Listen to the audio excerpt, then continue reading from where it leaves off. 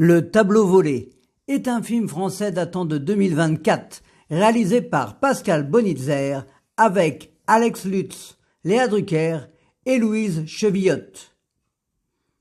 Un commissaire-priseur va être contacté pour authentifier un tableau d'un grand peintre disparu depuis 1939. Avec ce film, on rentre dans l'ambiance assez particulière, celle des tableaux, des ventes, de l'argent, des négociations, et c'est assez intéressant de voir l'envers du décor.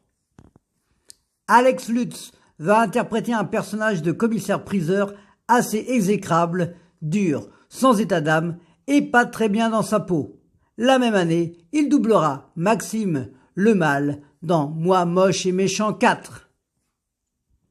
Léa Drucker, toujours juste dans son jeu, interprète l'ex-femme du personnage de Lutz et elle est l'experte, avant de faire l'année suivante Dossier 137, dans lequel elle obtiendra le César de la meilleure actrice.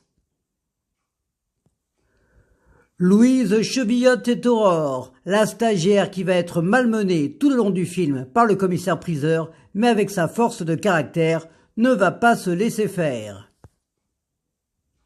Il y a aussi l'humoriste Nora Mzaoui, maître Egerman. Elle va créer le lien face à ce fameux tableau. On retrouvera également le chanteur, auteur et compositeur Alain Chamfort dans un rôle secondaire. C'est la 5e fois qu'il participe à un long métrage. Retrouvez ce film qui va vous embarquer dans l'univers des tableaux et autres découvertes. J'espère qu'il va vous intéresser. En tout cas, n'hésitez pas à regarder Le tableau volé. Le film est librement inspiré de la redécouverte des tournesols d'Egon Schiele, un tableau disparu depuis la Seconde Guerre mondiale. Le tableau volé sur Arte à 21h. Rochebourg, ce nom vous dit quelque chose? Il m'a dit que le tableau va très mal se vendre, il faut pas qu'il aille aux enchères. Cette vente doit pas nous échapper, c'est crucial. Oui, c'est crucial. Mais c'est quand même à nous de décider de comment se vend ce tableau.